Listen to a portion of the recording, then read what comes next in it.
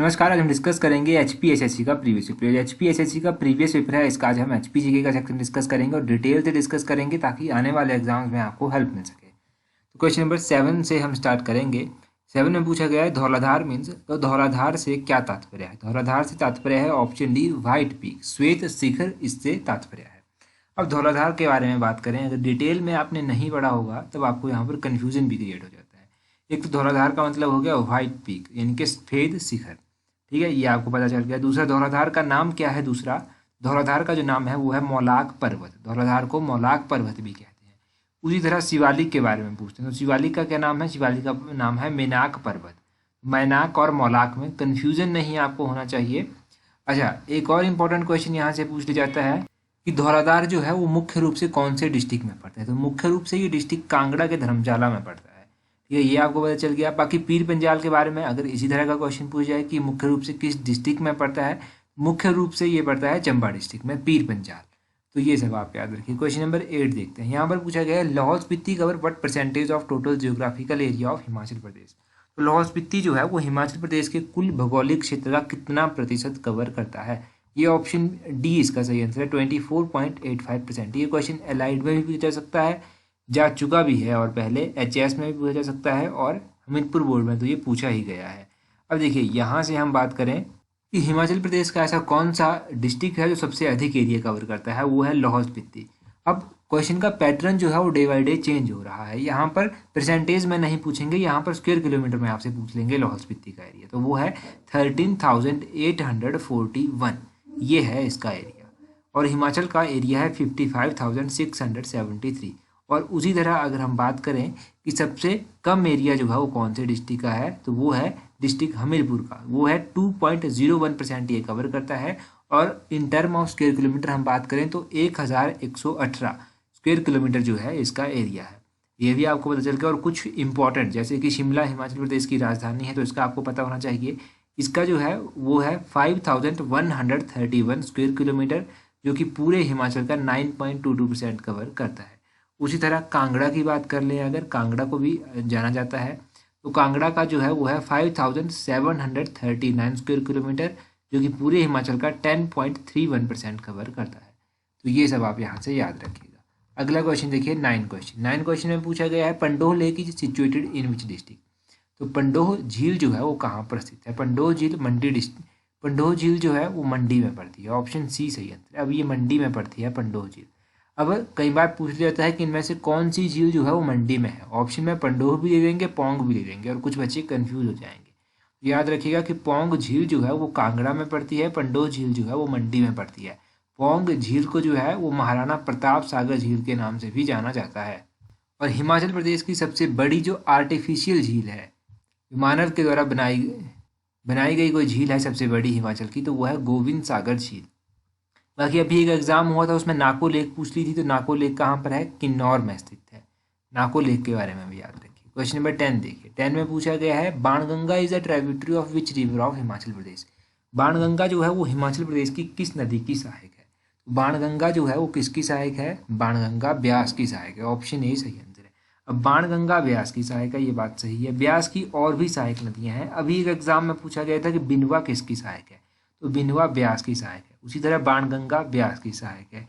अगर बनेर की बात करें तो बनेर भी ब्यास की है। गज हो गया, चक्की हो गया, पार्वती हो गया, मलाना हो गया, सोलंग हो गया, सुकेती हो गया, लूणी हो गया, बनेर हो गया, तो ये सभी जो हैं ये ब्यास की सहायक नदियाँ हैं। ब्यास की इंपॉर्टेंट सहायक नदियाँ आपको पता होनी चाहिए।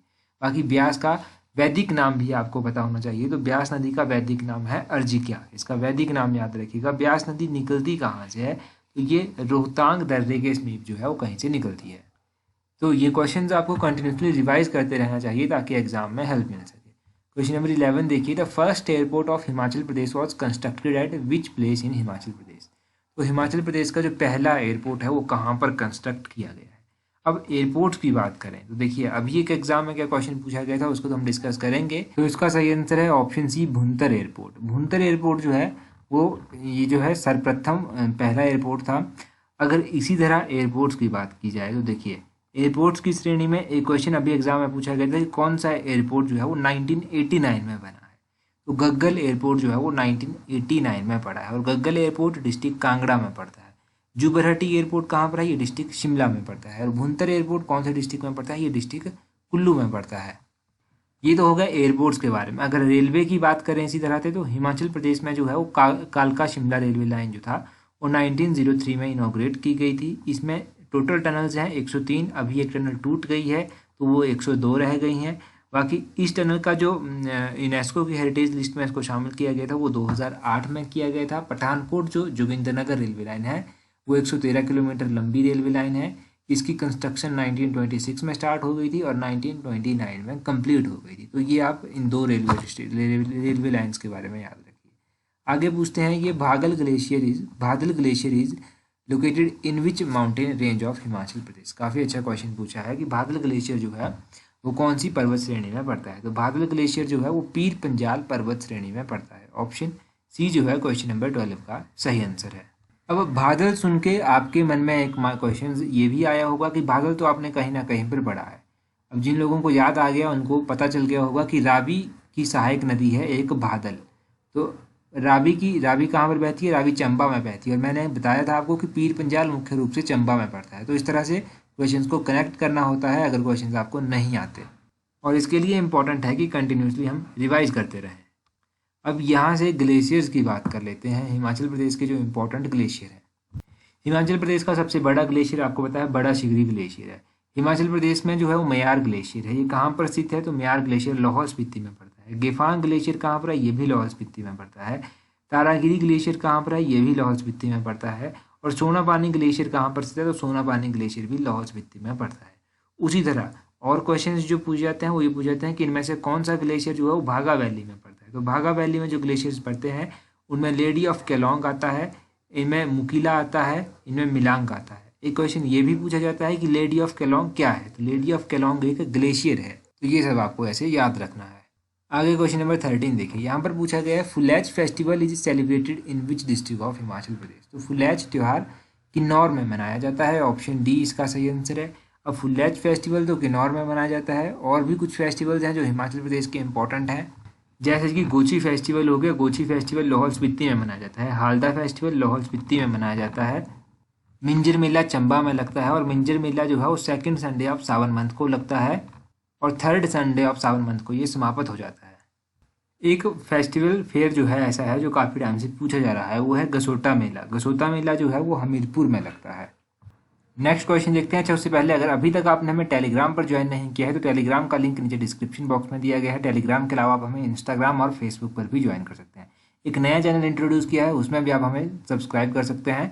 तो इन सभी का लिंक नीचे डिस्क्रिप्शन बॉक्स में दिया गया है। तो अगला क्वेश्चन है लवी फेयर इज अबाउट। तो लवी मेला लगभग कितने वर्ष पुराना है?